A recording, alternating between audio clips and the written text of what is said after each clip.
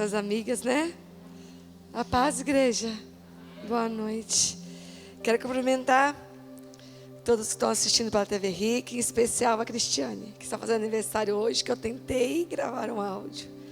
Desejando feliz aniversário, né? O Pedro e a Bela atravessaram o áudio e eu tive que deixar de gravar e ficou pelas metades. Mas Deus te abençoe, Cris, que esses dias possam ser pontuais na sua vida. Que a revelação de Cristo possa ser formada cada dia mais, que a sua mente possa ser renovada, como eu vou falar nessa noite, uma mente nova nele, que esse ano que se inicia, seja uma nova temporada de descobertas, das respostas do Senhor, do descortinar do que Deus tem para você, para a sua casa, nesse tempo. Amamos você, Cris. Tem gente que está tão perto e tão longe, né? Hoje eu não vou mandar um abraço, cadê ela? Cadê nossa amiga? Cadê? Que a gente sempre manda. A Denise não está aqui? Não está. Está lá com a P. Está com o pai Lele dela. Pai L. Tá bom. Vamos começar então? Vamos lá. Vencendo os limites dos pensamentos. Cabe a mim nessa noite encerrar esse período, né? Esse processo específico, esse congresso.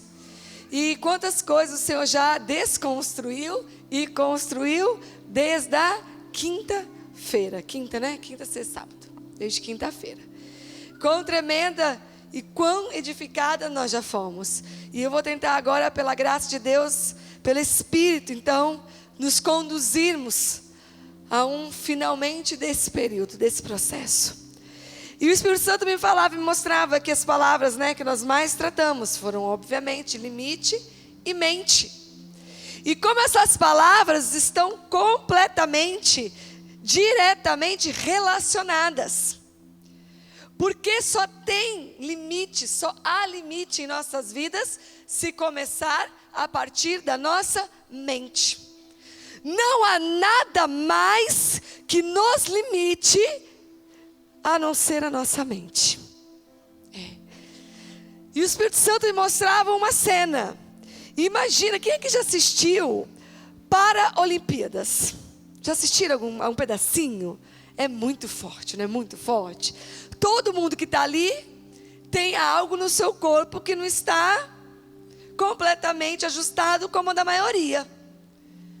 E mesmo assim, nós conseguimos olhar para aqueles homens e mulheres e achar limite? Não tem limite. Eles nadam, eles correm, eles jogam todos os esportes, futebol, vôlei, basquete. Eles fazem tudo, eles é no hipismo, é na neve. Não há limite. O físico não é algo que limita. Você vê tantos casos de pessoas com tanta, né? Às vezes é paraplégico e é atleta. E às vezes é tetraplégico e é um pintor, faz com a boca. Mas é um pintor maravilhoso. O físico não é um limite. Satanás não pode nos parar. Ele não é mais um limitador. Dele nós já fomos libertos. Nós estamos em Cristo e somos livres. E as portas do inferno não têm poder contra nós. Satanás não nos limita. E as circunstâncias são limitadoras da nossa vida? Não são limitadoras da nossa vida. Alguém aqui pode pensar em si mesma. E em que circunstâncias foi gerado, foi trazido à vida, foi criado, foi educado. E consegue olhar a cultura que foi inserida, os pecados que cometeu no passado, as práticas de vida que tinha. E consegue se olhar e falar assim: opa, as circunstâncias não foram um limite. Eis-me aqui, filha de Deus, poderosa nele, cheia de propósito nele, chamada e habilitada, enviada, comissionada por ele. A nossa história não foi um limitador. O teu passado e o meu passado não nos limitaram de chegar até aqui e de sermos quem somos nele. E se você ainda não tem completa consciência e revelação de quem você é, você terá. Mas eu já te afirmo que você é alguém de propósito. Você é alguém de destino. Você é alguém marcado para esse tempo, para essa geração. Senão você não estava aqui. Senão Deus não tinha te chamado pelo nome, derramado o seu amor pela sua vida, se revelado, te escolhido, te encontrado onde eu e você estávamos, e nos trazido para Ele, e nos ter feito de nós dele, e ter vindo habitar em nós. Eu tenho falado que às vezes as coisas são tão comuns, porque o evangelho é tão simples, mas nós não podemos perder o quanto é grande e o quanto é poderoso. Ele habita em nós. E isso tem que nos fazer tremer. Não de medo, não é temer, mas é tremer. O Deus Altíssimo, Senhor dos Senhores, Rei dos Reis, Criador de todas as coisas, aquele que toda língua tem que confessar, que todo joelho tem que se dobrar, aquele que tomou a chave do inferno, aquele que foi perfeito em amor, aquele que levou todas as coisas consigo na cruz, aquele que disse haja luz e houve luz. Ele escolheu habitar em mim e em você. Somos pessoas comuns? Claro que isso não é para vaidade humana, mas há um poder extraordinário em nós, e sobrenatural em nós. E o que então, dentro dessa realidade que eu acabei de pontuar, o que pode então nos limitar, a não ser a nossa mente? A não ser a nossa mente. E o nosso corpo, ele só funciona por comandos do cérebro. Se o nosso cérebro parar, uma morte cerebral leva uma morte de todo, né? Alguém com a morte cerebral não levanta o braço, não levanta a perna, porque o cérebro já não envia mais comandos. Só há um limitador na nossa vida: a nossa mente. Por isso que mente e limite estão completamente, diretamente relacionados. Essas palavras. Mas em nome de Jesus, esses limites estão sendo quebrados. Essas fortalezas da mente que nos limita estão caindo por terra. Essas fortalezas, essas muralhas estão sendo despedaçadas. E a nossa mente está sendo completamente livre e ilimitada. Só existe uma maneira de termos uma mente ilimitada. Vamos para 1 Coríntios 2. E você pode cair em 1 Coríntios 2. Nós vamos ler bastante versículos agora. E você pode ir com sua Bíblia aberta, que depois nós vamos passear por esses versículos. E esses versículos vão nos levar a uma conclusão de como ter uma mente sem limites. Fala assim: pastora, olha para mim e fala assim: pastora, como eu posso ter uma mente sem limites? Então vamos lá. Você abriu comigo em 1 Coríntios 2? A partir do 6. Acompanha prestando atenção. Conecta o seu espírito a essa leitura, porque o Espírito Santo vai te falar. Eu só vou ser uma ajudadora aqui do Espírito Santo. Ele já vai falar com você, porque tudo aqui praticamente já foi ministrado nesses dias. Contudo, falamos de sabedoria entre aqueles que já têm maturidade. Não me refiro, entretanto, à sabedoria, ou em outras versões, à cultura desta era, ou dos poderosos deste século, que estão sendo reduzidos a nada. Ao contrário, falamos da sabedoria de Deus, do mistério que estava oculto. Amadas, qual é o mistério que estava oculto? Cristo, o qual Deus preordenou antes da origem das eras, para a nossa glória. Cristo. Nenhum dos governantes desta era compreendeu essa sabedoria, pois se as tivessem entendido, não teriam crucificado o Senhor da glória. No entanto, como está escrito: olho algum jamais viu, ouvido algum nunca ouviu, e mente nenhuma imaginou o que Deus predispôs para aqueles que o amam.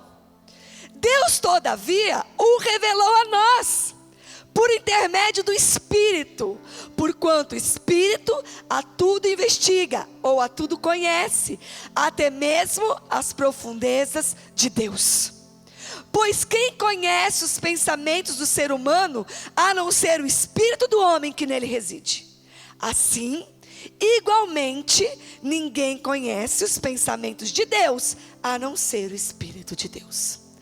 Nós, entretanto, não recebemos o Espírito do mundo, mas sim o Espírito que vem de Deus, a fim de que possamos compreender o que por Deus nos foi outorgado gratuitamente. Tremendo demais.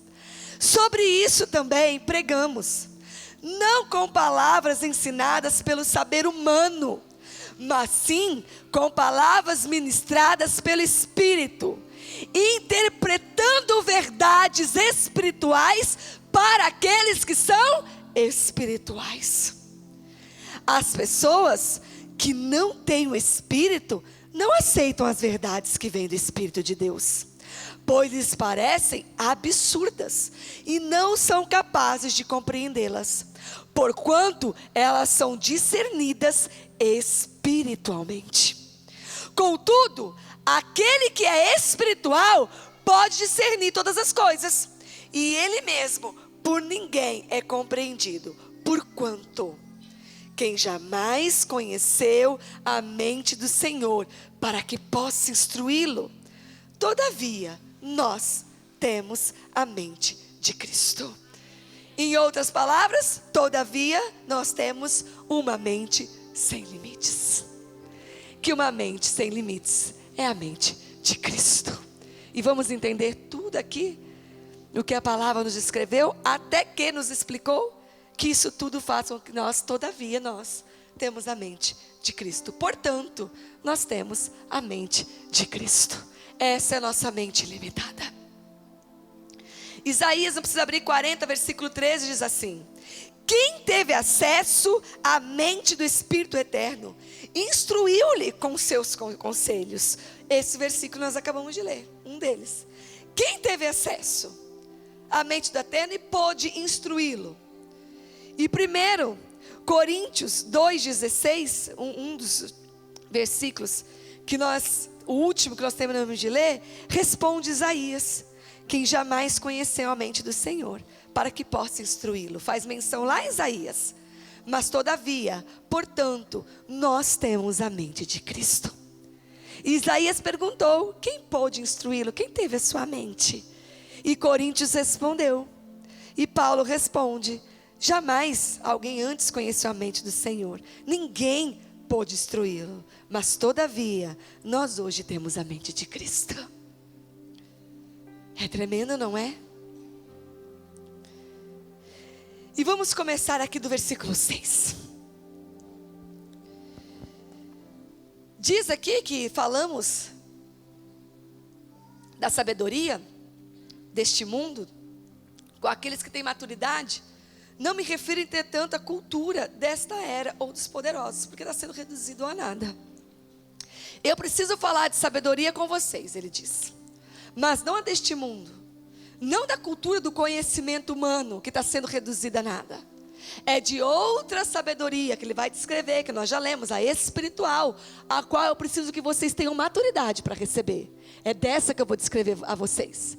É essa que eu vou ministrar a vocês, não pela carne, mas pelo Espírito. Porque não adianta interpretar verdades por um homem carnal. Ele não vai entender. Verdades precisam ser interpretadas e ministradas, ele diz, por alguém espiritual, para alguém que conheceu a verdade. E aí ele começa. E ele diz, e o primeiro ponto que ele fala, não é da sabedoria humana, não é da cultura humana que eu quero falar a vocês.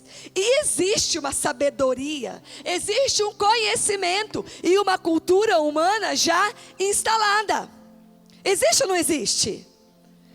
Existe.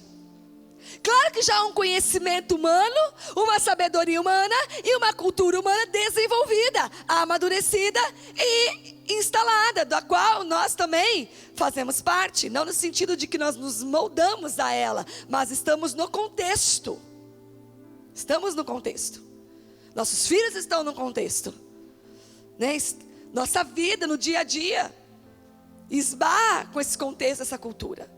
E essa cultura instalada dita rótulos e pensamento. Essa sabedoria humana influencia por muito a nossa mente. E muitas vezes nós, livres em Cristo, temos uma mente prisioneira, limitada, por uma cultura que já não é mais a nossa cultura. Porque insistimos em andar e pensar como carnais, como ele diz, mesmo já sendo espirituais. E eu quero falar algumas características, trabalhar no nosso espírito e desconstruir as fortalezas que estão na nossa mente, fruto da cultura. E falando especificamente sobre mulheres. Então vamos começar aqui. E a cultura, o Espírito Santo me dizia algo tão forte que dá trabalho de ser mudado. A gente aceita Cristo, nosso DNA é trocado, temos uma nova natureza, mas há um processo de arrancar de nós esta cultura. Porque nós não estamos falando de pecado, estamos falando de cultura. E aí você chega em Cristo, e eu fumava, não fumo mais, eu bebia, não bebia mais, eu mentia, não minto mais, eu traía, não traio mais. Né? Aquelas coisas, aquela lixa inicial que vem, aquele tratar. Mas o nosso cérebro não está mais, em nome de Jesus, limitado pelo pecado. O pecado também é um limitador da nossa mente. Mas não é isso que eu vou entrar nessa noite. Estamos aqui no meio de mulheres saradas, que têm em Cristo sido santificadas dia após dia. E aí é muito sutil. Porque a cultura, muitas vezes, claro que tem pontos da cultura que são pecado. Mas nem tudo na cultura é pecado. Então eu não consigo discernir, entender, visualizar, ter a revelação de que eu tenho algo na minha mente que faz parte de uma cultura a qual eu não pertenço e que me limita. Então vamos começar a dar exemplos para ajudar. A cultura padroniza, não é? A cultura padroniza. A cultura gera padrões. Você pega uma tribo, né? É tudo padronizado. Porque eles têm uma cultura de vida. Né? Você tem um ajuntamento de hippie, um ajuntamento, sei lá, de heavy metal. Você identifica, porque padroniza. Mas isso eu estou dando exemplos gritantes, que você olha e bate o olho. E a cultura que padronizou a nossa mente? E a cultura que estabeleceu, fortalece nossa mente, da qual nós não conseguimos ser libertas. Então vamos ali começar a exemplificar. E o padrão, antes, ele é algo tão forte, porque ele te deixa sem alternativa. Eu vou dar exemplo agora. Quando a gente está conformado, nossa mente com a cultura, é tão forte que nos deixa sem alternativa. O padrão é tão instalado, é tão forte que você se vê encurralado. É assim que se faz, é assim que se vive, e te deixa sem alternativas. Então, por exemplo, falando de mulher, instalou-se uma cultura de que a mulher deveria e poderia trabalhar. Isso é um problema? Isso é algo errado?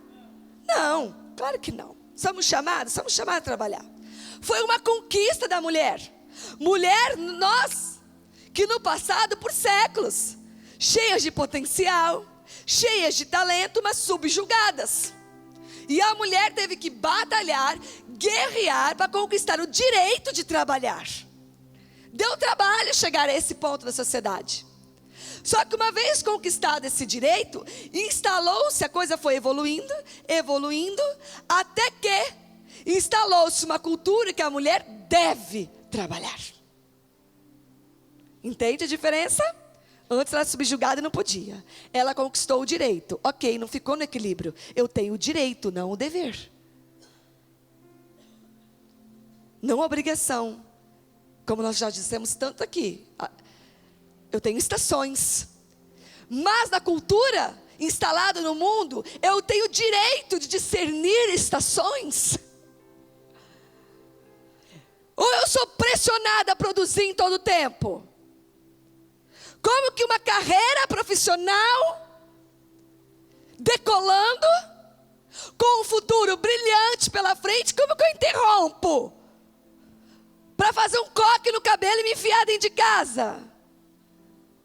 E dar mamar 24 horas por dia. E olhar para aquele recém-nascido e falar, eu não consigo voltar para aquele lugar. Alguém se identifica? Ou só eu que chorei 6 meses de licença maternidade? Mas a cultura instalada nos pressiona e gerou um padrão tão grande, trouxe um molde tão grande, que é completamente fora do padrão você interromper uma carreira profissional. E o que foi algo extremamente maravilhoso, algo de Deus para a mulher, que foi o direito de trabalhar, a cultura transformou numa obrigação, e num rótulo, num padrão, do qual nos escravizou. Era para ser algo libertador, mas uma vez se transformou num rótulo, numa cultura, numa obrigação, que se tornou algo que nos escravizou.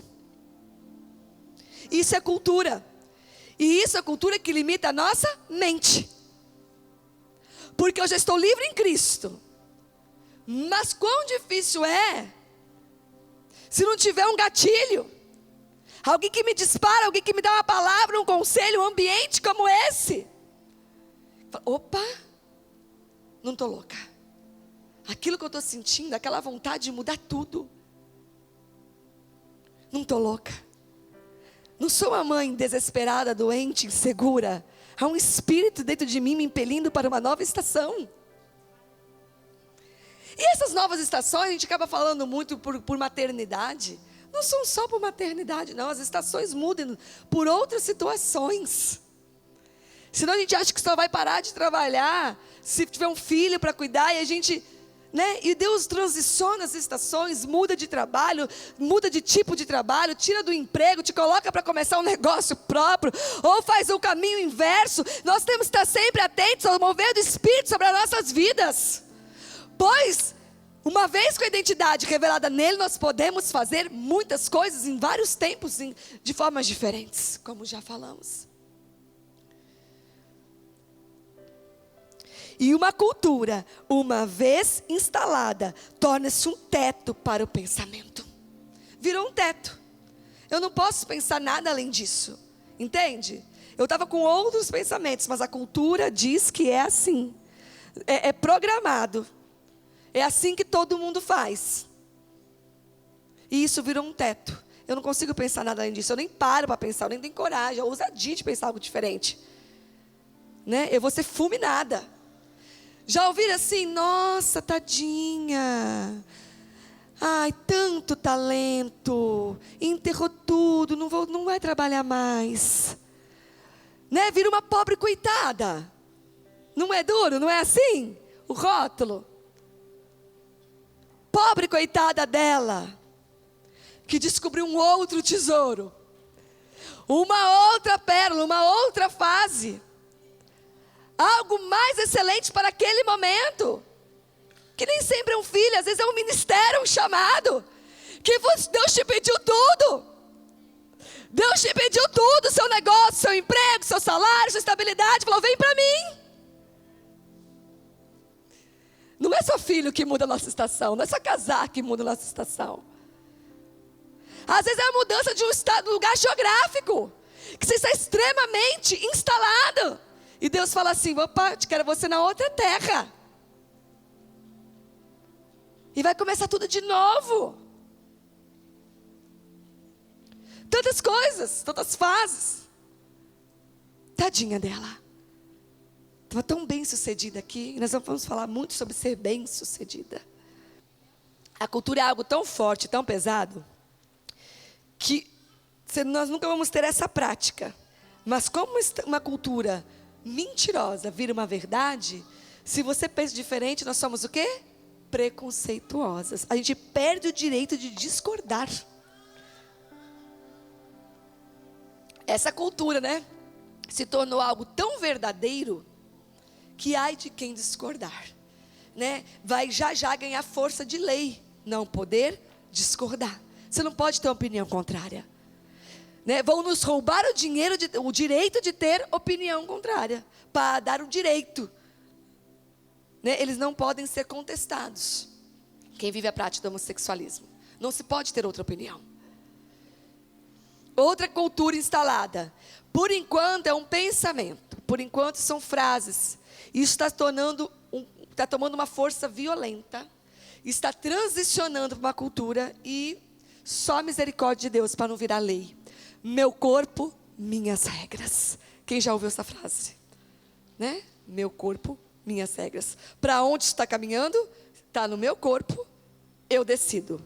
Então, eu tenho o direito de decidir pelo aborto. Uma frase tomando uma proporção de cultura que, se o Senhor não tiver muita misericórdia na nossa nação, já poderia, se o Senhor não tivesse intervindo, ter força de lei. Cada um decide se vai gerar ou se não vai gerar o que está no seu ventre.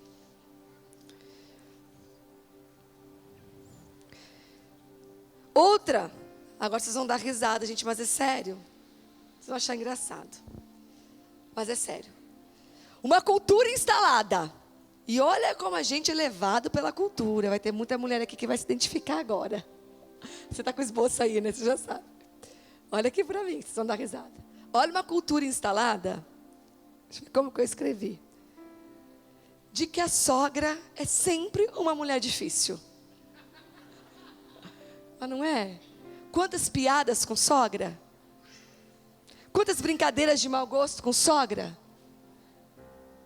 Como se fala mal de sogra e é normal, é natural.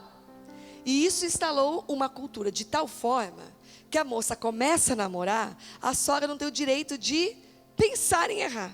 E talvez ela nem errar.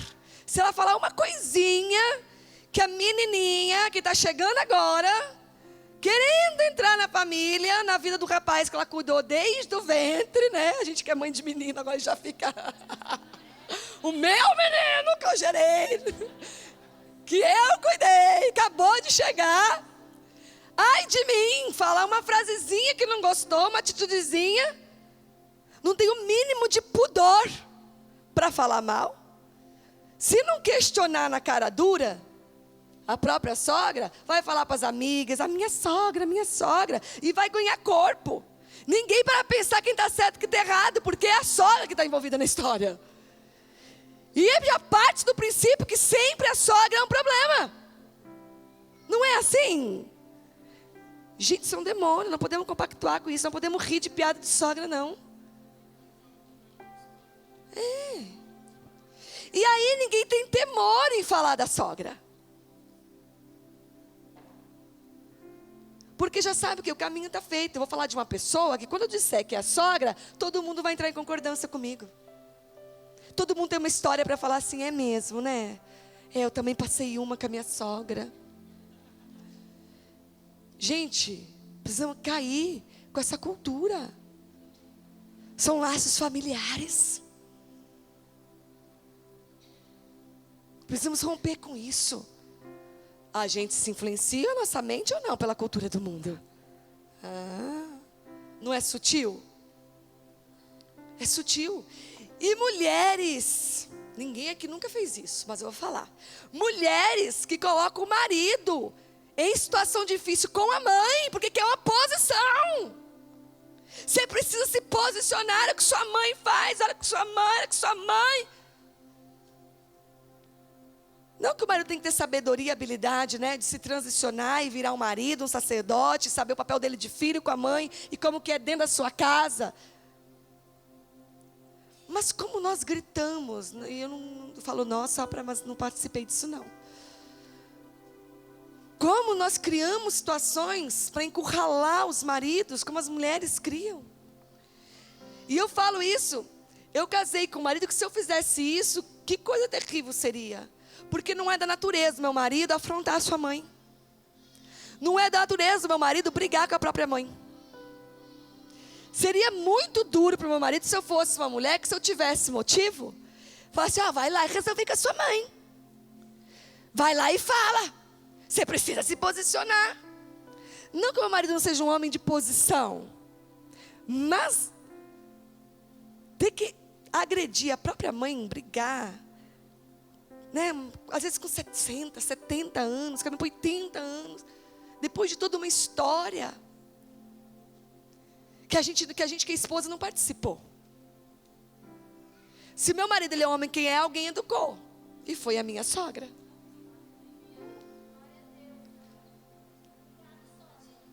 Não, obrigada, sogra. Cadê ela? Tá aqui, né? Cadê ela? Aí, obrigada, sogra. Aqui. Mas não é? Nós podemos ser diferentes, ter personalidade diferente, cultura diferentes. Mas dá trabalho gerar um homem, não dá? Quem aqui é mãe de menino? Não dá trabalho formar um homem? Para algum dia alguém entrar na vida dele e falar que você não presta para nada? E virar a sogra? Gente, eu falo isso para todo mundo que eu aconselho. Desde que eu casei, eu entendi que a minha sogra é o lugar de semeadura. Desde que o Pedro nasceu, então vocês não têm noção. Um dia eu vou ser sogra, eu vou ter a nora. Não é? Minha sogra é meu campo mais fértil. Porque é diferente quando você tem a filha que casa e o filho que casa, né? Você não tem a mesma liberdade, né? Não é igual quando nasce o seu neto, filho do filho, né? A nora é outra coisa, que vai participar mais, vai ser a mãe dela, né? Da menina, que ela tem liberdade de estar junto, você vira aquela lá, você vira sogra. E eu quero viver, dentro dos limites possíveis, permitidos, a vida do meu filho, do meu neto. Quero desfrutar. Vou precisar aí ter uma amizade, um relacionamento com a minha nora. E eu faço isso semeando na minha sogra. Semeando na minha sogra.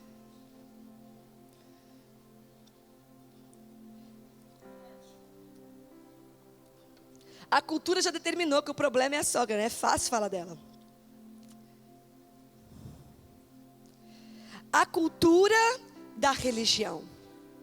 E como nós já ultrapassamos isso aqui, mas eu quero falar de uma cultura também. Porque religião é um espírito, mas olha para o nosso país.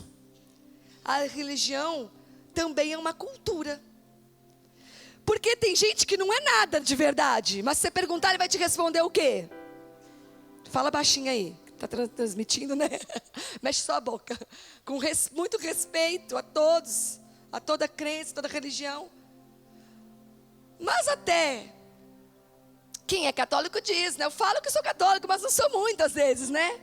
A pessoa que não tem uma prática de fé, às vezes definida por natureza, por cultura da nossa nação, diz católico.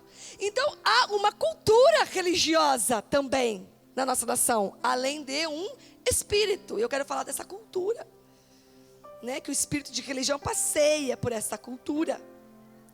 E a religião limita nosso acesso à medida do amor de Deus. A religião limita o nosso acesso à medida do amor de Deus. Isso tudo vai limitando o nosso entendimento, a nossa mente, de acessar a mente de Cristo. Eu até coloquei aqui como é forte. Eu tive uma experiência, estou tendo, né? Trabalhando com ele um ponto, acho que já está trabalhado. Com o Pedro, nesse tempo, muito forte, que para mim mexeu muito comigo. Olha como a coisa já vem no DNA. Eu sempre ensino para ele, talvez certa, talvez nem tão certa, mas quem obedece ganha, quem não obedece perde, né? Que não obedecer tem consequências. E nem eu vou assim, filho, quem obedece e vou nessa, né? Não o tempo todo, tudo que ele não obedece vai perder a coisa. Não é isso, não é um regime militar, mas eu vou trazendo para ele limites. Se ultrapassou o limite, tem alguma consequência, né? E aí um dia, eu não sei do que, do Espírito Santo, sem nada, sem necessidade, ele não tinha dito nada. Eu falei assim, filho, a mamãe corrige porque te ama. Ah, mas você ficou brava. Ele falou alguma coisa nesse sentido. Opa. Eu falei, filho, eu estou te corrigindo. Só nessa coisa que você fez assim, assim, assim. Fui falando a linguagem dele, eu falar aqui do nosso jeito só para contar a história. E aí eu falei assim, filho, não tem relação nenhuma com o amor da mamãe e do papai com você. Quando eu falei isso, ele regalou um zoião desse tamanho. Eu quase tive um treco. Falei, o que está acontecendo aqui? Porque não tem nada no ambiente da minha casa que eu consiga perceber, pelo menos, que possa gerar no meu filho um pensamento de que quando me corrige, quando eu erro, me ama menos. Porque passou a situação, a vida segue. Mas eu descobri que tem coisa que vem de fábrica. Já vem na natureza adâmica. E ele já estava correlacionando. Agora a mamãe está brava, então ela não gosta tanto de mim quando ela briga comigo. Isso estava sendo gerado nele. E aí, eu falei assim, filho, o amor da mamãe e do papai é igual ao de Jesus. E ele de novo ficou assim. Sabe quando você percebe? Ele não falou, você percebeu que, opa. E aí eu expliquei que o amor do papai é igual ao amor de Jesus, do papai e da mãe, igual ao de Jesus. Que nos ensina, que nos corrige, mas é incondicional. Que vai sempre nos amar. A forma como eu desconstruí um pensamento errado no Pedro. E como foi construída a verdade naquele dia, me chocou. Porque ele acabou de fazer 4 anos. E não é numa casa que tem, né? Não gosto mais de você, não tem esse tipo de frase. Você fez coisa errada, vou virar as costas para você. Está de castigo, não falo mais com você. Que você não tem nada disso. Ele já tinha feito essa associação. Braveza, brigou comigo. Nesse momento está gostando menos. E foi tão profundo para ele. E como hoje ele fala natural, igual o amor de Jesus, né, mamãe? Como para ele é uma verdade irrevogável. Isso ninguém mais rouba dele. Ele não tem que fazer coisa errada, mas se alguma coisa acontecer, o amor não muda. E como a religião rouba isso? E como a religião nos rouba dessa verdade? Meu Deus do céu, está na segunda página. Ele ligou o perder e o castigo ao amor. Como a religião rouba de nós a medida do amor de Deus e da misericórdia. Como a natureza adâmica rouba de nós a medida do amor e da misericórdia de Deus.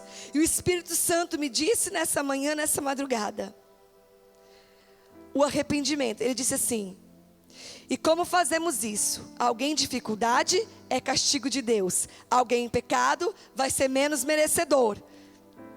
Não é assim? Religião, legalismo? Como pode uma pessoa tão pecadora ser merecedor? Nossa, está passando dificuldade, alguma coisa tem ali. É um castigo, Deus está apertando. Não é assim que é religião, legalismo? Mas o Espírito Santo me disse nessa manhã, e ele, antes, parênteses, pecado muitas vezes tem consequência? Tem consequência. Consequência natural do pecado. Eu vou fumar, aquilo, a nicotina vai entrar no meu pulmão, aquilo pode gerar um câncer. Consequência do meu pecado, não castigo de Deus. Claro que o pecado tem suas consequências, mas o arrependimento também é para os filhos. O arrependimento também é para os filhos, isso é libertador. Se nós ficamos numa posição de legalista, que o arrependimento era quando eu estava lá no mundo, alguém falou de Jesus para mim, eu me arrependi, aceitei a Cristo, virei uma nova criatura, estou na igreja. Daí para frente, tudo para ali foi para o mar de esquecimento. Tudo dali para trás, dali para frente. Ai de mim se cometer algum erro. Ai de mim se escorregar. Deus não vai mais me amar. Deus vai me castigar. Eu não mereço mais. Repita comigo, arrependimento também é para os filhos. Isso não é libertador? Quantas pessoas com uma mente dominada por culpa, porque isso tudo vai parar aqui, ó, nós vamos chegar nisso. Quantas pessoas com uma mente dominada por culpa, sendo filhos. E a religião nos limita da revelação do perdão. Sabe por quê? Eu fui ensinada que para ser perdoada, eu tinha que falar o meu pecado para um homem. E nós sabemos que nós confessamos aos homens para cura, mas o perdão, para perdão, nós confessamos a Deus. Só que eu aprendi que para ser perdoado, eu tinha que confessar para um homem. Que ouviu o meu pecado e falar assim, agora você vai, reza tanto, faz isso, faz aquilo, e aí você vai ser perdoado, a penitência. E aí um dia você chega em Cristo. E por mais que você saiba a letra, e para sua mente, seu espírito acessar a revelação de que o perdão é por graça, é favor imerecido, é por aquilo que fez na cruz. e que você não tem nada que você faça para merecer. A religião rouba a revelação do perdão. A religião rouba o acesso ao sobrenatural. Fui condicionada que quando eu ia falar com Deus, ou não só com Ele, com outras figuras também espirituais, eu ou pegava uma coisa na mão, um objeto, ou eu ia diante de uma imagem. E aí você se converte, chega a Cristo e fala assim: larguei todas as minhas práticas, idolatria, só que não. Lá no seu interior, no seu subconsciente, a sua mente já está condicionada. Sempre o meu caminho a Deus tinha algo visível e palpável. E aí eu era uma pessoa, na fé, extremamente racional. E eu falava assim: eu sou uma mulher de finanças. Estudei administração, trabalhei com contabilidade, trabalho na área financeira. Então para mim tudo 2 mais 2 é 4. E eu atribuía as minhas características naturais o fato de ser racional. Até que um dia o Espírito Santo me falou do espírito da religião que habitava em mim. Que para mim a fé sempre foi algo que eu podia ver e tocar. Talvez vocês tenham dificuldade com o sobrenatural. E nunca identificou que é um espírito de religião. Talvez você tenha dificuldade de crer no invisível. E mergulhar numa fé sobrenatural e você vê as pessoas crendo e falando numa dimensão de fé que talvez você não acessou. E é um demônio de religião que precisa ser liberto. Outra cultura. Não, acabei de destrinchar alguns exemplos do que a cultura faz conosco. A cultura define nossos pensamentos. Isso é forte, mas a cultura define nossos pensamentos. Para ver se você sempre não pensou aquilo que estava em volta de você. Baseado numa história, baseado de onde você está inserido, onde você trabalha, quem foi sua família, onde você nasceu, a forma que você vê a vida, você mesmo, as pessoas, os seus achismos, seus conceitos, tudo em volta tudo formatado por uma cultura. E a cultura é adâmica. E Adão, e reduz nossos pensamentos a Adão. E eu vou relembrar aqui um pontinho só daquela palavra sobre a verdade, que ministrei outro dia. Adão deu nome a todas as coisas. Quem lembra disso? Deus não deu atribuição a Adão? Não comissionou ele a dar nomes? Então ele deu nome às aves, aos peixes, enfim, aos animais. Só que às vezes o que a gente não se toca é que Adão e a sua descendência foi denominando todas as coisas. Um dia alguém disse o que era bom e o que era ruim. Alguém disse o que era bonito e o que era feio. O que era sucesso e o que era fracasso. E esses alguém eram homens já na natureza caída. Porque Adão foi dar nome depois do pecado. Depois que a natureza mentirosa e pecaminosa já estava nele. Aí ele saiu dando nome. E aí Adão e sua descendência foram dizendo: isso é bonito, isso é feio. E até hoje Adão está dizendo: padrão de beleza, padrão de sucesso, padrão de ser bom, padrão do que é certo e do que é errado. Até hoje Adão segue dando nome. E aí a gente nasce nessa cultura já instaurada daquilo que Adão deu nome. E através de Adão eu defino se eu sou uma mulher de fracasso ou uma mulher de sucesso. Se eu sou bem sucedida ou mal sucedida. Através de Adão. E o que é uma mulher de sucesso pela ótica de Adão? Vamos ser realistas. Vamos pensar aqui, ótica de Adão. Esquece que você é tão espiritual. Um olhar adâmico. O que é uma mulher bem sucedida? Eu fecho meu olho e eu vejo uma executiva, cada um na sua cultura. De um terninho, sabe para revista Exame? Ela está de vestido, ela é magra, o cabelo dela está extremamente arrumado. Ela está no escarpão preto. O terninho dela é preto, uma camisa branca, dudalina por baixo. Ela está com uma bolsa maravilhosa na mão. É uma mulher de sucesso, não é? Bem sucedida, não é? Essa é a ótica adâmica. Essa é a lente de Adão para definir o que é uma mulher bem-sucedida. Aí a gente pegou o padrão, tá aqui. Esse é o bem-sucedido. Aí eu passo a minha vida caminhando para chegar a ser isso um dia. E se eu não estou nisso, eu não sou bem-sucedida. E eu não tenho chamado para isso. Mas definiu-se, convencionou-se que isso é ser bem-sucedida. Está estabelecido um padrão e uma cultura. E todo mundo que não chega lá, está frustrada. Está sofrendo, está angustiada, porque não é bem-sucedida. Colossenses 2, 17, 18 é um versículo poderoso. Vamos abrir rapidinho.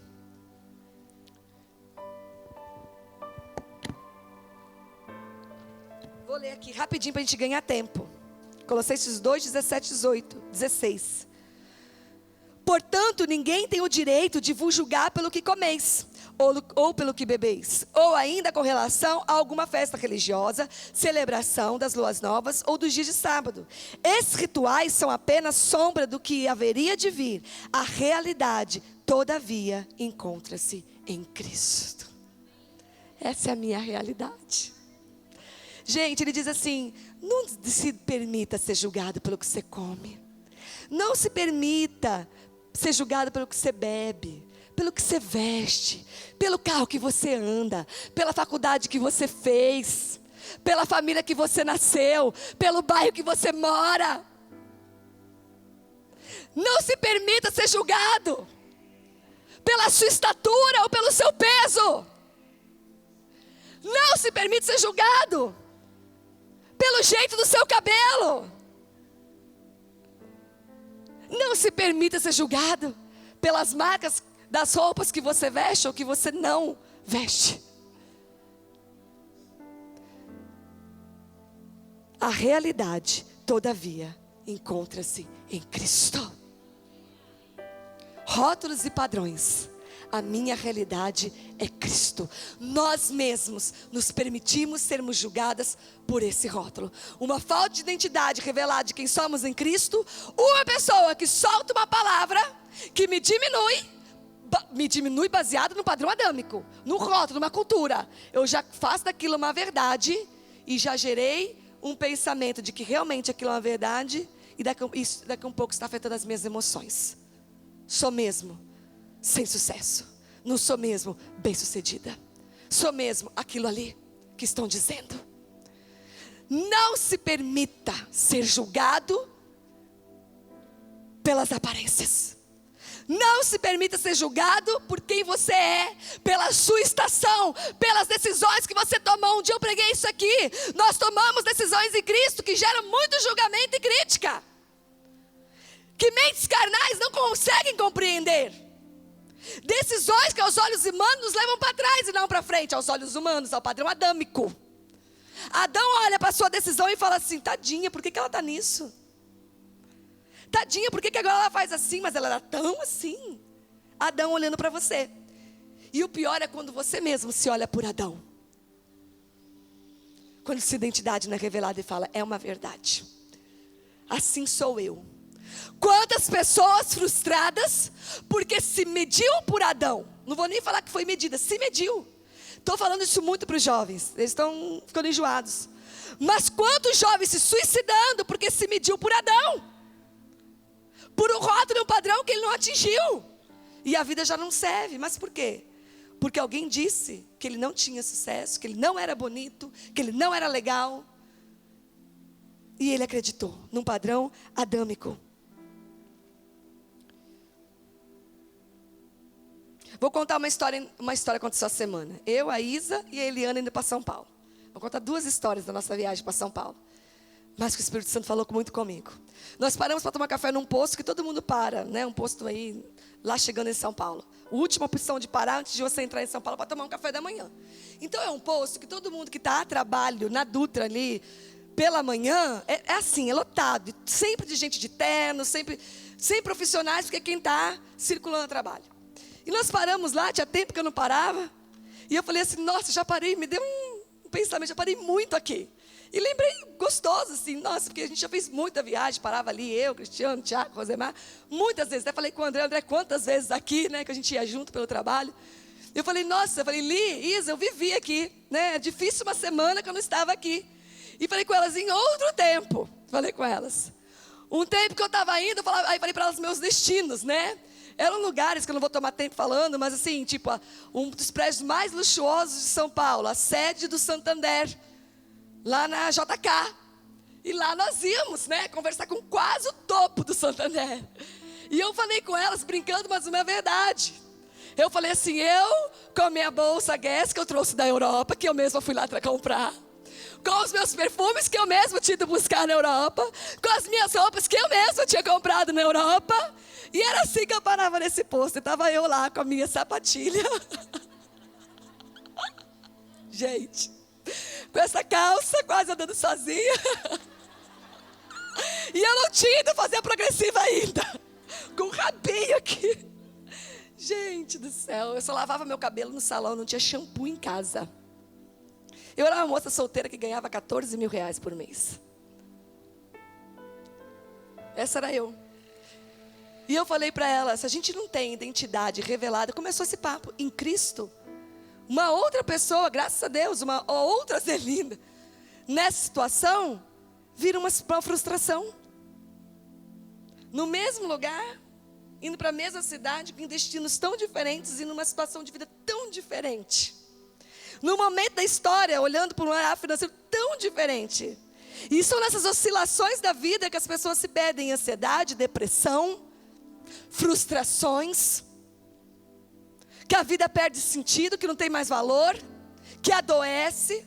São nessas circunstâncias, e como a gente deu risada, ela falando. Se não tem a identidade revelada, isso mexe com você. Se você não entende as suas estações, o seu tempo, se você não é plena em todo momento que você está vivendo, se você não tem a plenitude em Cristo e não desfruta de todos os processos, está aí uma pessoa frustrada. Ai, eu passava por aqui, eu parava e agora? E as lembranças, e a gente deu risada. Mas a verdade, sucesso e fracasso está ligado a fazer ou não fazer a vontade de Deus. Sucesso e fracasso, hoje eu tenho isso tão forte na minha vida. Eu me sinto uma pessoa de sucesso se eu estiver fazendo a vontade de Deus. Se eu me sinto uma pessoa fracassada. Coisa triste. Gente, eu já falei isso aqui 1 milhão de vezes. Já falei isso aqui 1 milhão de vezes. Aquela oração que Deus não aguenta mais que eu faça, Deus, sempre, desde que eu me converti. Eu preciso todos os dias acordar e ter certeza que eu estou no centro da tua vontade. Porque passe o que passar, aconteça o que acontecer. Se eu estou fazendo, se eu estou no lugar, se eu estou exatamente na posição que o Senhor quer que esteja, tudo passa. Tudo converge para o meu bem. Toda a situação é transformada. Mas eu preciso estar todos os dias no centro da tua vontade. Então sucesso é fazer a vontade do Pai. Ser bem-sucedida é fazer a vontade do Pai. Isso é ser bem-sucedida. E isso vai requerer estações. Que Adão vai olhar para você e falar, agora você está no fracasso. Em Adão, hoje eu sou uma mulher fracassada. Em Adão, hoje eu sou uma mulher fracassada. Cadê a carreira, né, meteórica? Cadê a mulher que decide, que gerencia, que faz, que controla milhões? Cadê? Né? Até os vestígios foram, né? Cadê? Por um olhar adâmico, hoje eu sou uma mulher fracassada. Glória a Deus por saber quem eu sou em Cristo. Glória a Deus por nós sabemos quem nós somos em Cristo. E sucesso é fazer a vontade do Pai. Fracasso seria se nessas circunstâncias hoje eu estaria na cama com depressão, chorando, com a mente conturbada. Para onde está indo a minha vida? Como que pode que agora? Isso sim seria um fracasso. Esse versículo diz, a realidade que nós lemos, todavia, encontra-se em Cristo. E nós precisamos conhecer a realidade. E eu vou falar sobre isso, entenda. A nossa realidade é em Cristo. Mas se eu não conheço a minha realidade, entenda o que eu vou dizer que agora acompanhe, para não parecer que está contraditório. Se eu não conheço a minha realidade, sabe o que eu faço? Nossa, eu sou uma mulher que todo ano vai para a Europa. Mas agora a minha realidade mudou, no natural. Então eu pego o cartão de crédito emprestado, eu compro uma passagem 10 vezes, eu dou meus pulos, mas eu chego na Europa e eu faço uma dívida, porque eu não conheço a minha realidade. E quantas pessoas que transicionam de estações e não vivem a sua realidade. Viver a realidade não é você ficar passivo numa circunstância. Não é você se conformar. Não é você ficar paralisado. Mas é você se mover de acordo com aquele momento. Quantas famílias transicionam as estações, as esposas continuam gastando, como se tivesse em outro tempo. E gerando um problema sério para a família. E às vezes o contrário acontece também. Quem não consegue desacelerar e viver uma nova vida é o marido. Não se ajusta à realidade. Nós temos que conhecer a nossa realidade. Fala comigo, eu tenho que conhecer a minha realidade. Agora escuta aqui, o problema está em como a realidade se transforma no meu limite. Quando conhecer a realidade se transforma em um limitador. Olha a minha realidade, olha como eu estou, tadinha de mim, e aqui eu vou ficar, e nunca mais eu saio dessa, e eu vou morrer nisso, e minha história, e minha circunstância, e olha como eu estou. Fazer da realidade um limite é um problema, e como nós fazemos da realidade um limite? Como nós não vemos nada, não acreditamos mais em uma promessa, perdemos a nossa identidade por causa da realidade. Nós podemos sim conhecer a realidade, mas ela não é o nosso limitador, amém? Está claro?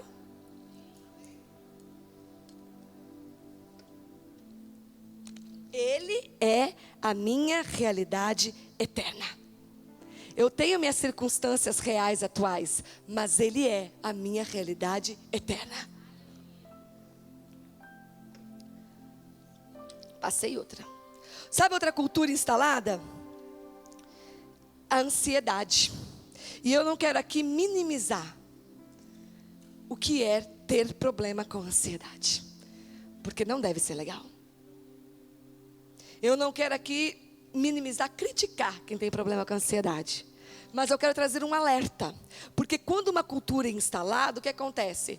Uma palpitação, se fala tanto em ansiedade, né? Todo mundo tem ansiedade, virou uma cultura ser ansioso, que uma palpitação que eu sinto, um frio na barriga, uma preocupação, falo, estou tendo crise de ansiedade. E vou fazer o que todo mundo está fazendo, né? Enriquecendo os psiquiatras. Vou pedir um remédio e vou controlar as minhas emoções. E eu não estou debochando de quem está tomando remédio indo no psiquiatra. E nem estou falando para você parar de ir no psiquiatra e tomar os remédios. Continue tomando até que Cristo te cure por completo. Fato é que, será que tudo mesmo é ansiedade? Eu estou trazendo uma alerta. Porque instalou-se uma cultura. E está difícil conversar com alguém que não seja ansiosa. E aí os jovens estão ansiosos, adolescentes estão ansiosos, crianças estão ansiosas. É só uma cultura. É só uma cultura.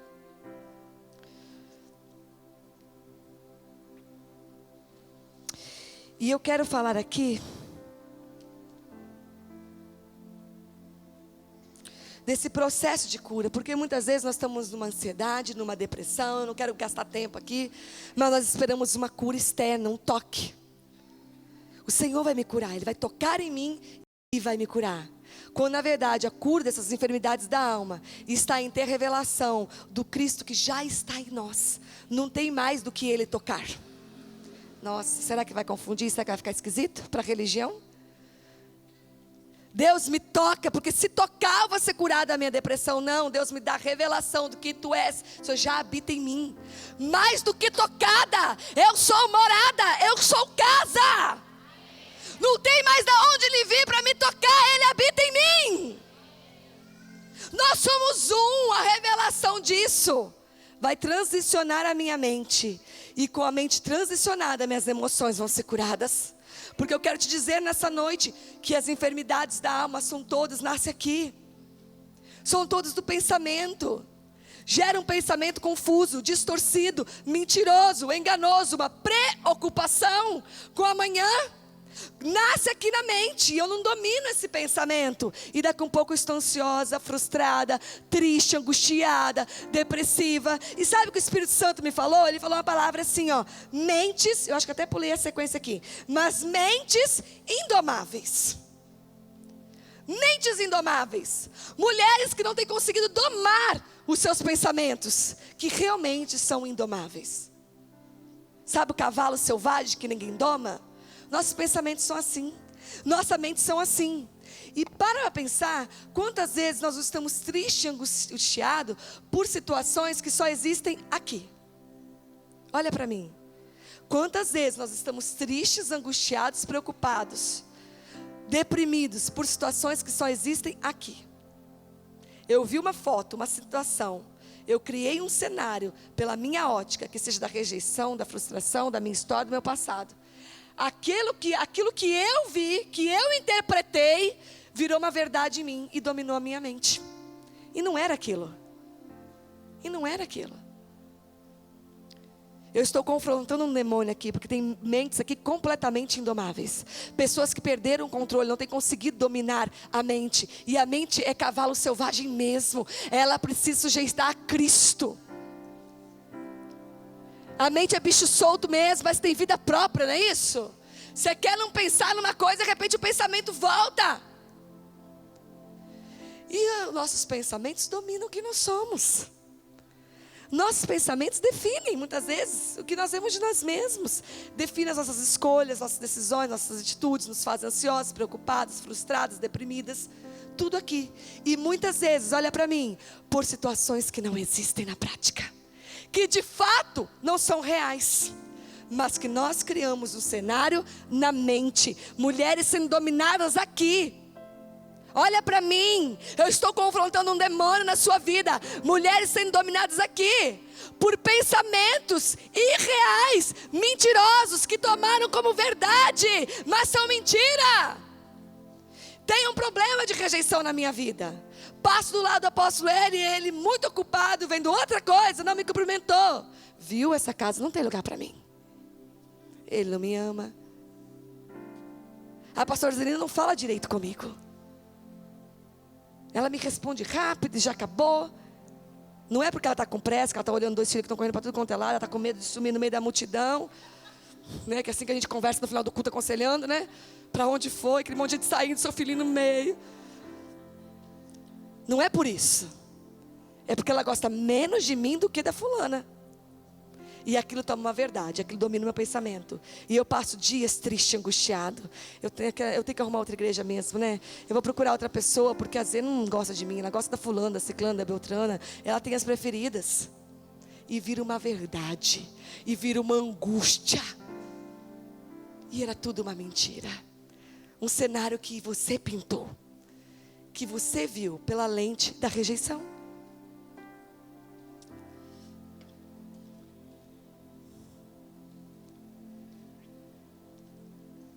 Lembra do retiro de mulheres? Quem estava no último retiro de mulheres?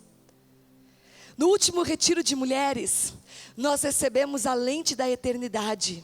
E o Espírito Santo falou assim conosco: nós temos que ver todas as situações pela lente da eternidade. Como que são nossas situações vistas pela lente da eternidade? Alguém lembra? Eu vou lembrar vocês. Vencidas em Cristo. Deixa eu te falar uma coisa, o problema que você ainda vai ter e você vai ter, na eternidade já está vencido em Cristo. Isso acaba com toda ansiedade, não acaba? Eu vou repetir.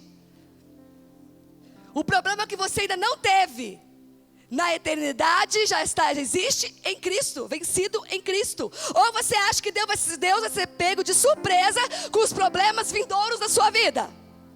Ou você acha que Deus vai ser surpreendido com as dificuldades que você ainda vai enfrentar? Ou você acha, você duvida, que Deus já não sabe todos os dias da sua vida, e em tudo Ele já não tem um livramento, um cuidado, uma saída, uma salvação, uma resposta e uma vitória. Um processo, que você vai sair maior e mais forte. Isso não acaba com toda preocupação? Isso não elimina toda ansiedade? Aqui ó, só aqui, na mente. O nosso corpo só reage emocionalmente. Nossas emoções só reagem àquilo que está aqui. É ou não é? Só reage ao que está aqui. O nosso corpo, quando fica doente, só grita o que foi gerado aqui. Por isso que Satanás lança tanto dardos aonde? Pensa num arco e flecha, né? Como que é aquele lugar onde você joga a flecha? O alvo, né? Aqui está o alvo principal de Satanás, né? Com arco e flecha, né? Por quê? Se ele domina isso aqui, se ele distorce isso aqui, se ele confunde isso, ele te paralisou. O limite está aqui. E ele não precisa nem colocar barreiras. Ele não precisa fechar portas. Ele não precisa colocar obstáculos. Ele não precisa levantar pessoas. Ele te paralisa só aqui, ó. Com mentiras, fazendo você acreditar que são verdades. Basta uma seta para ele te parar, sem precisar mexer nada. Sem precisar levantar uma muralha diante de você. Uma barreira. E nós estamos paralisadas. Só aqui. Aqui a mente é o alvo preferido de Satanás. As doenças da alma nascem na mente. Tipo assim, as doenças, câncer, psicossomático, sim. Rim, sete das emoções, sim. Mas aonde que minha emoção é abalada? Na minha mente. Aonde que eu fico triste? Pela forma que eu encaro, que a minha mente vê as situações. Tudo nasce aqui. É doença da alma? É. Que o corpo está gritando? É. Mas sua alma foi ferida como? Na mente. Nos seus pensamentos. Alguém disse algo duro e você tomou como verdade. E você não conseguiu, ter aqui um capacete para blindar aquela seta e falar assim: isso é uma mentira. Amém? E lá onde nós estamos, em 1 Coríntios 2, o versículo 11 e 12, diz assim: pois quem conhece os pensamentos do ser humano, a não ser o espírito do homem que reside nele. Assim, igualmente, ninguém conhece os pensamentos de Deus, a não ser o Espírito de Deus. Nós, entretanto, não recebemos o Espírito do mundo, mas sim o Espírito que vem de Deus, a fim de que possamos compreender o que por Deus nos foi outorgado gratuitamente. E aqui o Espírito Santo me falou algo muito forte. Quando eu li essa palavra, gratuitamente, e aqui ele é claro, ele diz assim: os pensamentos humanos são discernidos pelo Espírito humano. Mas, ele diz, os que não receberam o Espírito do mundo, mas o Espírito que vem de Deus, pode compreender o que Deus gratuitamente nos outorgou. Tudo aquilo que Deus liberou, decretou, outorgou, só pode ser acessado por uma mente que vem pelo Espírito de Deus. Se nossa mente não for governada pelo Espírito de Deus, nós não acessamos, que é gratuito, tudo aquilo que foi outorgado a nós. E aí o Espírito Santo me disse assim, que esse congresso começou confrontando o espírito da religião, para que nós pudéssemos entender o gratuitamente. Para que nós podemos entender o gratuitamente. Porque a religião não permite que nós entendamos o gratuitamente. A nossa mente, governada pelo Espírito de Deus, precisa compreender o que por Deus nos foi outorgado gratuitamente. E isso é uma mente ilimitada. Isso que o Espírito Santo quer fazer com a nossa mente. Uma mente carnal e humana. Discerne aquilo que é humano. E uma mente espiritual acessa o que Deus gratuitamente já liberou a nós. Amém?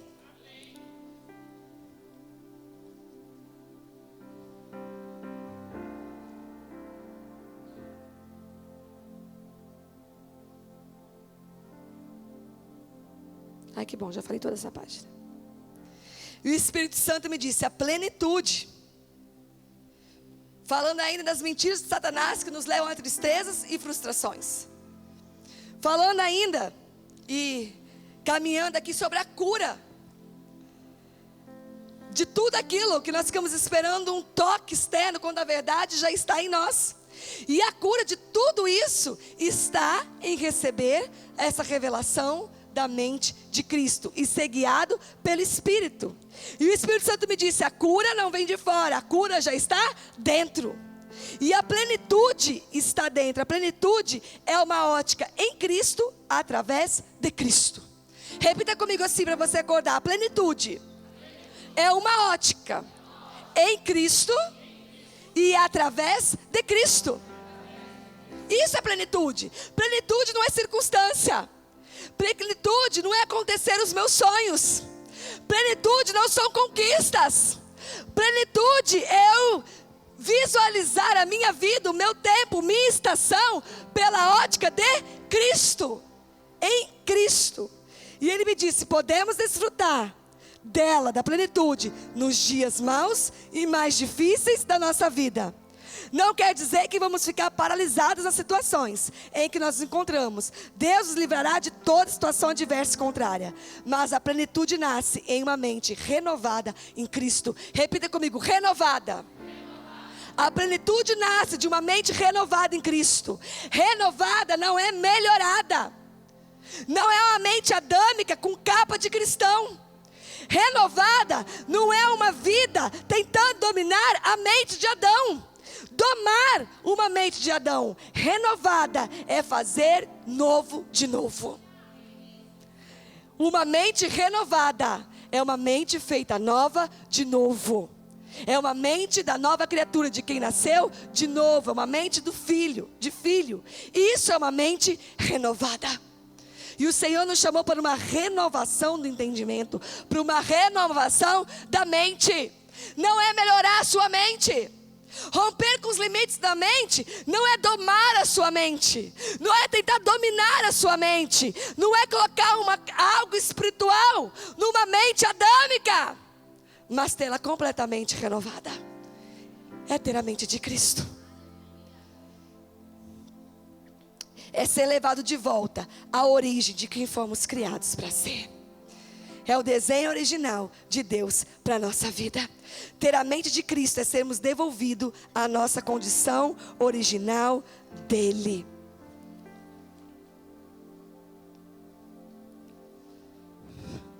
Sabe, é algo tão forte. As perspectivas, como a gente se vê, como a gente se analisa, como a gente se conforma, como a gente toma forma do mundo, como a cultura dita nossos sonhos, nossos projetos, nossas perspectivas. Eu caminho para o final aqui. Isso. Contando mais uma conversa que nós tivemos, e aqui eu encerro, nessa viagem para São Paulo.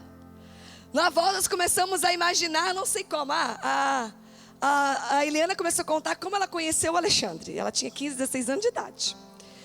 E dali, quando ela começou a contar, nós estamos embranhando numa conversa guiadas pelo Espírito. E nós começamos a fazer imaginação. Sabe aqueles filmes de Volta para o Futuro? Alguns filmes assim, que tem uns filmes que tem lá um canal, que o cara vai para o passado, volta para o presente, muda um pouquinho o passado e muda o presente. Não, ficou bom, não, volta para o passado. E nós começamos, nos colocamos num túnel do tempo. E eu, Isabela e Eliana começamos a pensar e imaginar como seria cada uma de nós se encontrando no passado. Então eu vou falar só de mim.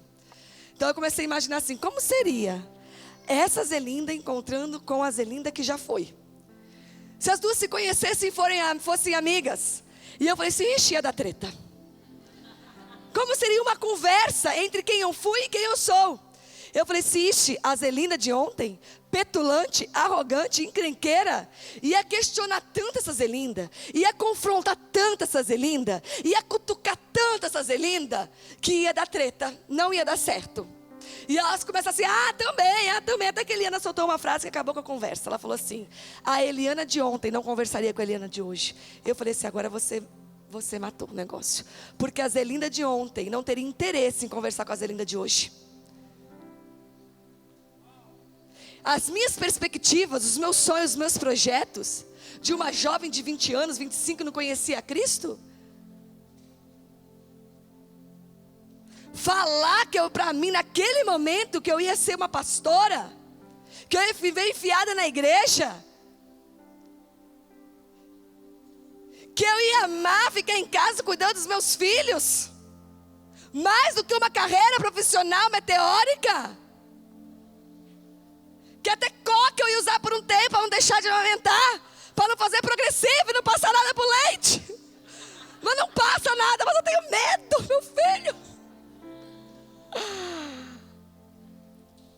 A Zelinda de ontem não teria interesse em conversar com a Zelinda de hoje. Ia passar desapercebida. Ia falar assim, aquela ali, tipo assim, aquela pastora, aquela crente. Aquela crente. Gente, como é real. Não tem como conversar de coisas espirituais com uma mente carnal. Não adiantava naquela época ninguém me dizer, não adiantava Deus querer me revelar o que Ele tinha para mim, porque eu ia achar horrível, eu ia detestar, insuportável. A minha velha e a minha nova natureza, se encontrassem, não se conversariam, seriam inimigas, ia haver treta se chegassem perto uma da outra. Porque para a velha Zelinda, quem eu sou não teria interesse e valor nenhum. Porque quando a verdade nos encontra, os nossos valores são mudados. A nossa identidade é revelada nele. A nossa mente é de Cristo. É uma transformação, uma renovação. É tudo tão novo de novo, que não tem mais como ligar quem a gente era com quem a gente é, com quem a gente se tornou. Os caminhos que nós tomamos, o novo, vivo caminho, não tem conversa com os caminhos que nós andávamos. O que nós nos tornamos nele não fala mais de onde a gente foi criada, de onde a gente foi gerada, do que a gente foi submetida. Não fala mais do que a gente sonhava. O que eu vivo hoje não fala dos meus velhos sonhos, não fala das minhas velhas ambições, não fala mais dos meus velhos desejos e projetos. Eu não sou uma pessoa admirável para quem eu fui. Eu jamais admiraria eu mesma. Se alguém me apresentasse, essa é uma mulher com 41 anos, e me mostrasse quem eu sou hoje, quando eu tinha 20 anos, 22, 23, 24, você fala, que mulher brega, cafona por fora. Mas não é forte? Fala assim comigo, mente renovada pela verdade. A verdade de Cristo em nós, a verdade que habitou em nós, a verdade que renovou quem nós somos, quem nós pensamos, o que nós decretamos sobre nós, como nós vemos a vida, que é a nossa lente, que mudou os nossos sonhos, nossos interesses, nossos valores. A verdade se tornou um com nós nos tornamos a forma da verdade, e a verdade que eu só sou plena sendo quem eu sou hoje. Aquela Zelinda não ia me levar à plenitude nunca. Nunca. E vou te dizer mais, não é essa que foi mudada, era aquela que estava mudada. Eu nasci para ser o que eu sou hoje, não para ser aquilo que eu era. Ei! Aquilo era Adão em mim. Aquilo era Adão mudando a minha natureza. Aquilo era Adão distorcendo a minha identidade. Aquilo era Adão me dando sonhos mentirosos e reais, sonhos que não eram meus.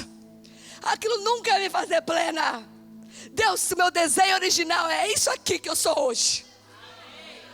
Pode ser até meio fracassado para o mundo, mas esse é o meu desenho original. Estou desenhado exatamente na medida, no padrão, na estatura, caminhando a cada dia que o varão perfeito me desenhou e me posicionou. Esse é o nosso desenho original. Mesmo com as lutas, mesmo com as adversidades, com as dificuldades, você está sendo inserido no desenho original de Deus para a tua vida. E essa mente renovada em Cristo, a verdade dele em você vai te trazer plenitude nesse desenho original. Não adianta a velha e nova natureza ficar brigando, gente. Crucifica ela. Crucifica essa mente aí. Bota uma ótica, uma lente de Cristo. E olha para você mesmo pela perspectiva de Cristo, através de Cristo, em Cristo. E você vai ver tudo tão diferente. Em meio a realidades tão iguais, mas tudo tão diferente. A verdade nos dá identidade. Nos posiciona no desenho original. No versículo 13 diz: interpretando verdades espirituais para as que são espirituais. E nos 14, acho tão lindo Paulo dizer isso. É Paulo, Coríntios é Paulo, né? Diz assim, ele fala assim, interpretando, ele fala ministrando pelo Espírito, interpretando verdades espirituais para aqueles que são espirituais. E no 14 ele diz, as verdades são discernidas espiritualmente. Gente, eu estou nas últimas frases, acompanha comigo, não perde. As pessoas que não têm o Espírito não aceitam as verdades que são do Espírito. Não adianta falar verdades para quem não experimentou a verdade. Entende o que eu estou dizendo? Adiantava dizer para aquela Zelinda a verdade, se eu não conhecia a verdade. Então a gente às vezes quer moldar, a religião faz isso, né? Quer que a pessoa mude as práticas, mas ela não teve uma experiência com a verdade. Então ela quer que pare isso, para aquilo, para aquilo, para aquilo, para aquilo. Tem um formato, um padrão, mas ela não teve uma experiência com a verdade. O apóstolo Cristiano dá um exemplo que eu vou copiar dele. Imagina uma pessoa cega ou um daltônico. O daltônico nunca viu o vermelho, não é isso? Como que você pega uma pessoa que nunca viu o vermelho e fala assim, olha, eu vou te explicar o que é o vermelho. Você consegue explicar? Ele vai conseguir entender? O vermelho, ele nunca viu o vermelho, nunca viu o rosa. Não, como? Como você vai explicar a verdade para quem nunca viu a verdade? Não tem como, você tem que experimentar da verdade, comer da verdade, se unir à verdade, ser a própria verdade, que a verdade é uma pessoa e habita em nós. E aí o Espírito Santo pode começar a interpretar verdades para você. E aí quando os ministros ministram verdade, elas vão fazer sentido e vão ser verdades para você. E a verdade vai ser a sua lente. E a verdade vai dominar os seus pensamentos. Quando as setas da mentira vierem aqui para te limitar, a verdade vai te proteger. Capacete da salvação é mais do que ir para o céu e para agora. Capacete da salvação é entender que somos um em Cristo. Capacete de salvação é mais do que um dia, quando eu morrer e estar com Cristo. Então, meu Deus, eu não vou passar nenhum problema, não vou deixar nada me atingir, porque um dia eu estou na glória, porque um dia eu vou estar lá. Então os problemas da terra não me atingem. Um dia eu vou estar na glória com o Pai, a surra de ouro. Então os problemas não me atingem. Não! Capacete da salvação, eu sou salvo, eu sou um com Ele. A verdade habita em mim, a eternidade habita em mim, a minha mente é a mente dele, e nenhuma seta mais me atinge, porque a minha mente é de Cristo. Porque para ser salva, Ele se tornou um comigo. Para ser salva, Ele me deu a mente dele em mim.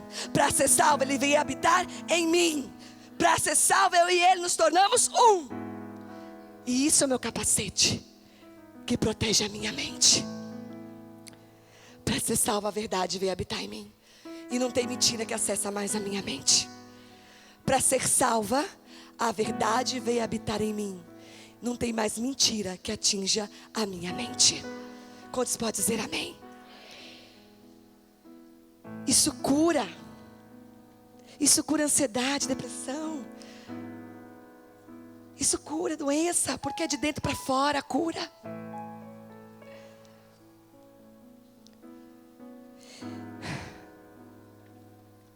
Só na verdade podemos discernir todas as coisas em espírito.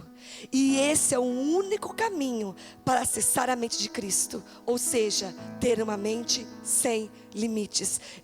Presta atenção no que eu estou te dizendo.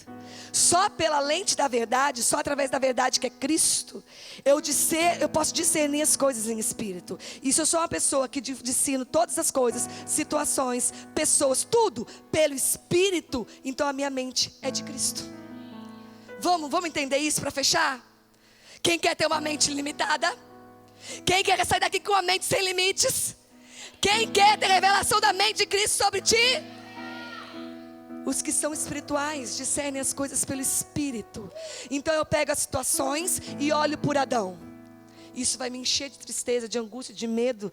Vai distorcer toda a situação. Eu pego a minha vida, eu pego as pessoas que estão à volta de mim, eu pego as minhas circunstâncias, eu pego o meu patrão, eu pego todo, meu colega de trabalho, eu pego o meu marido, tudo. E discerno segundo a carne. E isso vai trazendo uma limitação à minha mente. É um ciclo vicioso. Minha mente em Adão olha E vê frustração, tristeza, angústia, rejeição, e vai alimentando essa mente de Adão. Mas quando os que são governados pelo Espírito discernem todas as coisas pelo Espírito. Então eu estou passando um momento de luta, eu estou discernindo no Espírito o que está acontecendo. O meu filho está em enfermidade, eu discerno no Espírito o que Deus está fazendo. Eu tenho uma situação em casa com meu marido, eu vou discernir no Espírito o que está atacando o meu casamento. Eu tenho uma situação difícil no trabalho, eu vou discernir em Espírito o que está acontecendo. Eu estou com uma dificuldade com os meus amigos, eu vou discernir em Espírito o que Satanás está fazendo. Isso é ter uma mente sem limites. Nada mais me limita, porque em tudo eu vou ver o mundo espiritual. Tudo agora eu vou discernir em Espírito, nada mais me freia. Venha a circunstância que for, mais terrível que for, eu posso sim, tem um dia que eu olho para aquilo e falo, opa, é uma pontadinha, mas logo vem a visão, o discernimento espiritual daquela situação. E aquela situação, por maior que ela seja, por mais gigante que pareça, meu olhar é em Cristo, assentado com Ele nas regiões celestiais. Nada mais é um limite. Nada mais me limita, porque eu discerno todas as coisas pelo Espírito. Repita agora comigo com verdade. Discernir todas as coisas em Espírito é o caminho para termos uma mente ilimitada. E isso só é possível se estivermos na verdade. Você pode se colocar de pé e repetir comigo? Nós vamos repetir em outro tom isso aqui. Isso vai virar uma verdade no seu espírito. Repita assim comigo. Enche seu peito, se posiciona. Vamos levantar. Repita assim comigo, sem dispersar. Se o louvor quiser vir, sem dispersar, repita assim comigo. Discernir todas as coisas em Espírito é o caminho para termos uma mente sem limites. E isso só é possível se estivermos na verdade.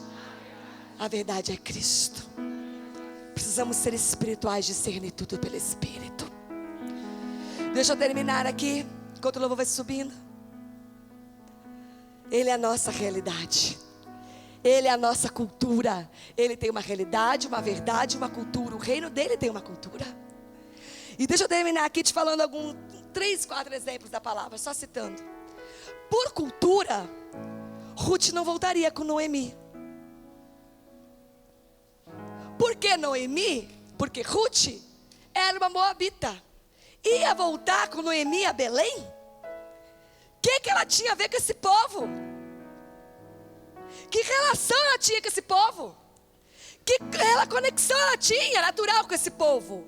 Culturalmente falando, essa decisão foi completamente louca. Mas pelo Espírito, ela disse: o teu povo será o meu povo, e o teu Deus será o meu Deus. Discerniu a situação em Espírito. Pela cultura ela não voltaria. Por cultura, Esther não se candidataria a ser rainha.